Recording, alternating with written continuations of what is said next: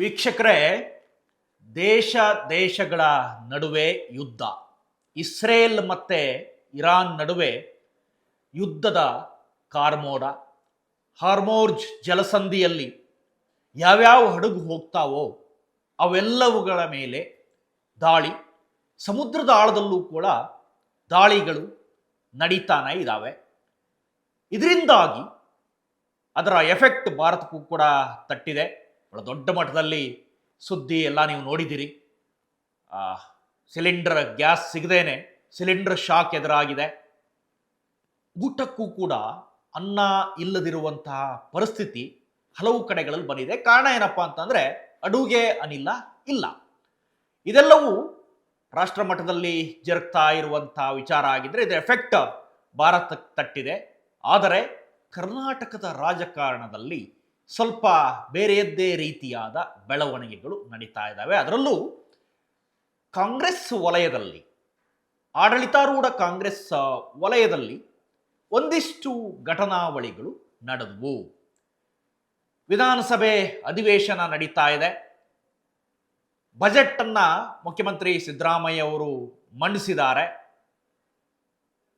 ಇದೇ ಅಧಿವೇಶನದಲ್ಲಿ, ಬೆಂಗಳೂರಲ್ಲಿ ನಡೀತಾ ಇರುವಂತಹ ವಿಧಾನಸಭೆ ಅಧಿವೇಶನದಲ್ಲಿ, ವಿಧಾನಸೌಧದಲ್ಲಿ ನಡೀತಾ ಇರುವಂತಹ ಅಧಿವೇಶನದಲ್ಲಿ ಈ LPG ಕೊರತೆ ಬಗ್ಗೆನೂ ಕೂಡ ಅಥವಾ ಗ್ಯಾಸ್ ಕೊರತೆನೂ ಕೂಡ ಪಕ್ಷಗಳ ನಡುವೆ ಅಥವಾ ಪಕ್ಷ ಪ್ರತಿಪಕ್ಷಗಳ ನಡುವೆ ವಾಗ್ಯುದ್ಧ ಇದೆಲ್ಲವನ್ನು ನೋಡ್ಕೊಂಡು ಬಂದ್ವಿ.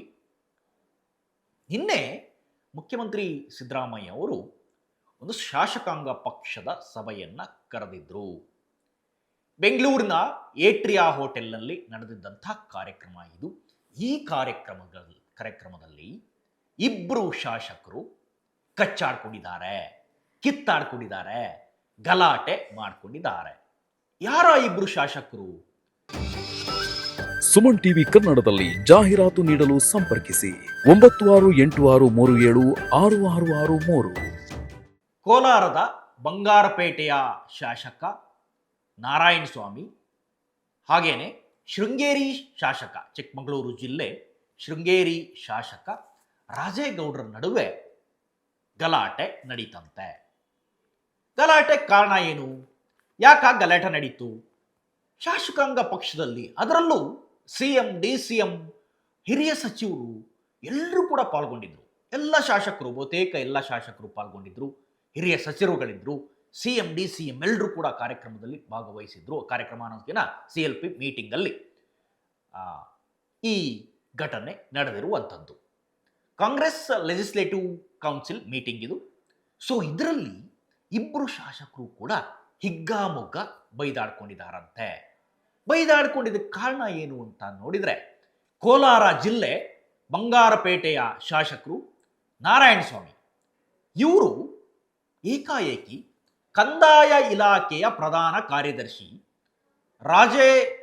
ರಾಜೇಂದ್ರ ಕಟಾರಿಯಾ ಅವ್ರ ಮೇಲೆ ಒಂದು ಆರೋಪವನ್ನು ಮಾಡ್ತಾರೆ. ಏನಪ್ಪ ಆರೋಪ ಅಂತ ನೋಡಿದರೆ, ಕಂದಾಯ ಇಲಾಖೆಯಲ್ಲಿ ಯಾವ ಕೆಲಸ ಕೂಡ ಆಗ್ತಾ ಇಲ್ಲ. ನಾವೇನೇ ಲೆಟರ್ ಕೊಟ್ಟರು, ನಾವೇನೇ ಶಿಫಾರಸು ಪತ್ರವನ್ನು ಕೊಟ್ಟರು, ಕಂದಾಯ ಇಲಾಖೆಯ ಪ್ರಧಾನ ಕಾರ್ಯದರ್ಶಿ ರಾಜೇಂದ್ರ ಕಟಾರಿಯಾ ಅವರು ಅದರ ಬಗ್ಗೆ ತಲೆ ಕೆಡಿಸ್ಕೊಳ್ತಾ ಇಲ್ಲ. ಶಾಸಕರ ಪತ್ರವನ್ನು ಕ್ಯಾರೆ ಅಂತಿಲ್ಲ. ಕಂದಾಯ ಇಲಾಖೆಯಲ್ಲಿ ಆಗಬಹುದಾದ ಅಥವಾ ಮಾಡಬಹುದಾದ ಕೆಲಸವನ್ನು ಮಾಡ್ತಾ ಇಲ್ಲ. ನಮ್ಮ ಮಾತನ್ನ ರಾಜೇಂದ್ರ ಕಟಾರಿಯಾ ಅವರು ತಲೆಗೆ ಹಾಕೊಳ್ತಾ ಇಲ್ಲ ಅನ್ನೋದು ನಾರಾಯಣ ಸ್ವಾಮಿಯವರ ಮಾತು ಅಥವಾ ನಾರಾಯಣ ಸ್ವಾಮಿಯವರ ವಾದ. ಹಾಗಾದ್ರೆ ನಿಜವಾಗ್ಲೂ ರಾಜೇಂದ್ರ ಕಟಾರಿಯಾ ಅವರು ಯಾವ ಕೆಲಸನೂ ಮಾಡ್ತಾ ಇಲ್ವಾ? ನೋಡಿದರೆ ನಮ್ಮ ರಾಜ್ಯದಲ್ಲಿ ಅತಿ ಹೆಚ್ಚು ಆಕ್ಟಿವ್ ಇರುವಂಥ ಇಲಾಖೆಯಲ್ಲಿ ಕಂದಾಯ ಇಲಾಖೆ ಕೂಡ ಒಂದು. ಹೇಳಿ ಕೇಳಿ ಕೃಷ್ಣ ಬೈರೇಗೌಡರಂಥ ಪ್ರಭಾವಿ ನಾಯಕನ ಕೈಲಿ ಅಥವಾ ಅವ್ರಿಗೆ ಒಂದು ಲೀಡರ್ಶಿಪ್ ಕ್ವಾಲಿಟಿ ಇದೆ ಕೃಷ್ಣ ಬೈರೇಗೌಡರಲ್ಲಿ. ಯಾವ ಅಧಿಕಾರಿ ತಪ್ಪು ಮಾಡಿದ್ರು ಮುಲಾಜಿಲ್ಲದೆ ಬೈತಾರೆ. ಮಾನ ಮರ್ಯಾದೆ ಇಲ್ವಾ ನಿಮಗೆ ಅನ್ನೋ ರೀತಿ ಬೈತಾರೆ. ಸುಮಾರಷ್ಟು ಈ ಹಿಂದಿನ ಅವರ ಸಡನ್ ಭೇಟಿಗಳಿರ್ಬೋದು, ತಕ್ಷಣದ ವಿಸಿಟ್ಗಳಿರ್ಬೋದು, ಅದರಲ್ಲೆಲ್ಲ ತಹಶೀಲ್ದಾರ್ಗಳಿರ್ಬೋದು, ADCಗಳಿರ್ಬೋದು, DC ಗಳಿರ್ಬೋದು, CEOಗಳಿರ್ಬೋದು, ಕೆಲಸ ಮಾಡಿಲ್ಲ ಅಂತ ಕಂಡ್ರೆ ತಕ್ಷಣದಲ್ಲೇ ಅವರಿಗೆ ಚಾರ್ಜ್ ಮಾಡುವಂಥ ಕೆಲಸ ಆಗುತ್ತೆ. ರಾಜೇಂದ್ರ ಕಟಾರಿಯಾ ಅವ್ರ ಮೇಲೂ ಕೂಡ ಒಂದಿಷ್ಟು ಉತ್ತಮ ಕೆಲಸಗಳಾಗಿವೆ. ಈ ಡಿಜಿಟಲೀಕರಣ, ಆ, ಈ ಆಸ್ತಿ ವರ್ಗಾವಣೆ, ಈ ರೀತಿ ವಿಚಾರದಲ್ಲಿ ಬಹಳ ಮುಂಚೂಣಿಯಲ್ಲಿರುವ ಇಲಾಖೆ ಅಂತಾನೆ ಹೆಸರನ್ನು ಪಡೆದಿದೆ ಕಂದಾಯ ಇಲಾಖೆ. ಹಾಗಾಗಿನೇ ಆ, ಅತಿ ಚಾಣಾಕ್ಷ ಆಫೀಸರ್ ಒಬ್ಬರನ್ನ ಆ ಇಲಾಖೆಯ ಪ್ರಧಾನ ಕಾರ್ಯದರ್ಶಿಯಾಗಿ ಕೃಷ್ಣ ಬೈರೇಗೌಡರು ಇಟ್ಕೊಂಡಿದ್ದಾರೆ. ಮುಖ್ಯಮಂತ್ರಿ ಸಿದ್ದರಾಮಯ್ಯ ಅವರು ಕೂಡ ಅದಕ್ಕೆ ಸಮ್ಮತಿಯನ್ನ ನೀಡಿದ್ದಾರೆ ಅನ್ನೋದು ವಲಯದಲ್ಲಿರುವಂಥ ಮಾಹಿತಿ. ಯಾಕೆಂದ್ರೆ ಕಂದಾಯ ಇಲಾಖೆ ಬಗ್ಗೆ ಬಹಳ ಚೆನ್ನಾಗಿ ತಿಳ್ಕೊಂಡಿದ್ದಾರೆ ಕಟಾರಿ ಅವರು. ಕೃಷ್ಣ ಬೈರೇಗೌಡರು ಅಣತಿಯಂತೆ ಏನೇನು ಕೆಲಸ ಬೇಕೋ ಅದನ್ನು ತಕ್ಷಣಕ್ಕೆ ಮಾಡುವಂಥ ಚಾಕಚಕ್ಯತೆ ಇವೆಲ್ಲವನ್ನು ಕೂಡ ಹೊಂದಿದ್ದಾರೆ.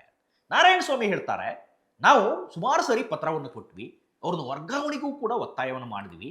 ರಾಜೇಂದ್ರ ಕಟಾರಿ ಅವ್ರ ವರ್ಗಾವಣೆನೂ ಆಗಿಲ್ಲ ಅಂತಾರೆ. ಆವಾಗ ಈ ರಾಜೇಗೌಡರಿಗೆ ಸಿಟ್ಟು ಬರುತ್ತೆ. ಶೃಂಗೇರಿಯ ಶಾಸಕ ರಾಜೇಗೌಡರು ಎದ್ದಿಲ್ತಾರೆ. ಏನಂತಾರೆ, ನೀವು ಸುಮ್ಮನೆ ಕುತ್ಕೊಳ್ರಿ, ನಮ್ಗೆ ಭಾಳ ಚೆನ್ನಾಗಿ ಗೊತ್ತಿದೆ ಕಂದಾಯ ಇಲಾಖೆಯಲ್ಲಿ ಅತಿ ಹೆಚ್ಚು ಕೆಲಸ ಆಗಿದೆ, ಅತಿ ಆಕ್ಟಿವ್ ಇರುವ ಇಲಾಖೆ ಅನ್ನೋದರಲ್ಲಿ ಕಂದಾಯ ಇಲಾಖೆ ಮಾತೇ ಇಲ್ಲ.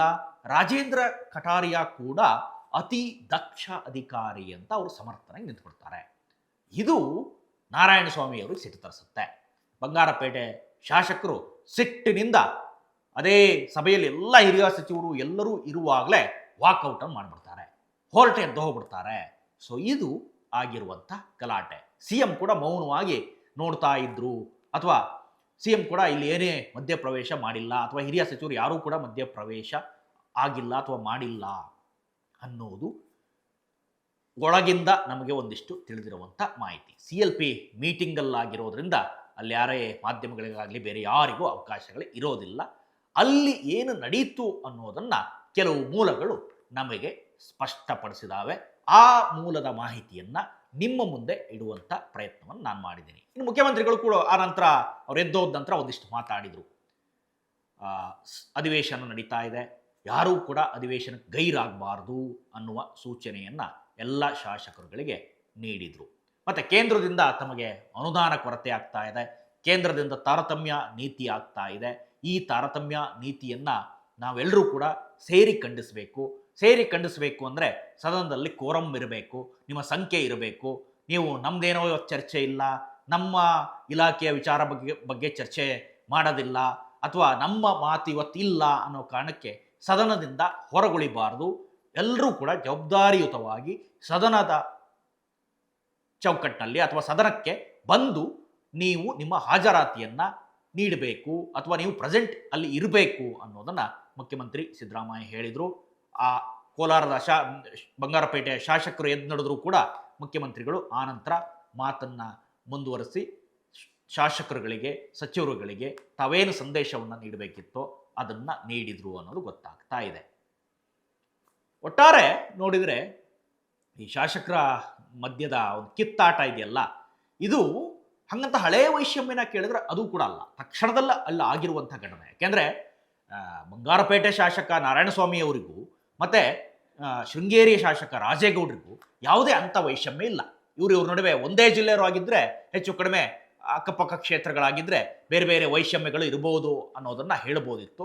ಆದರೆ ಇವ್ರ ನಡುವೆ ಅಂಥ ಯಾವುದೇ ಹಳೆ ವೈಷಮ್ಯ ಆಗಲಿ, ಹಿಂದೆ ಯಾವುದೇ ಜಗಳ ಆಗಲಿ, ಇದ್ಯಾವುದು ಕೂಡ ಇರಲಿಲ್ಲ. ನಿನ್ನೆ ತಕ್ಷಣದಲ್ಲಿ ಅವರ ಮಾತಿಗೆ ಎದುರು ಮಾತಾಡಿದ್ರು ಅನ್ನೋ ಕಾರಣಕ್ಕೆ ಆಗಿರುವಂಥ ಕಿತ್ತಾಟ, ಅಥವಾ ಆಗಿರುವಂಥ ಗಲಾಟೆ, ಅಥವಾ ಆಗಿರುವಂಥ ಏಕವಚನದ ಬೈಗುಳಗಳು. ಇದಿಷ್ಟು ನನಗೆ ತಿಳಿದಿರುವಂಥ ಮಾಹಿತಿ. ಇಂಥದ್ದೇ ಮತ್ತಷ್ಟು ಕಂಟೆಂಟ್ಗಾಗಿ ನೋಡ್ತಾ ಇರಿ ಸುಮನ್ ಟಿವಿ ಕನ್ನಡ. ಹಾಗೆಯೇ ನೀವೇನಾದರೂ ನಮ್ಮ ಚಾನಲನ್ನು ಸಬ್ಸ್ಕ್ರೈಬ್ ಮಾಡಿಲ್ಲ ಅಂತ ಅಂದರೆ ಈ ಕೂಡಲೇ ಸಬ್ಸ್ಕ್ರೈಬ್ ಮಾಡಿ, ಶೇರ್ ಮಾಡಿ ಮತ್ತು ಲೈಕ್ ಮಾಡಿ. Thank you.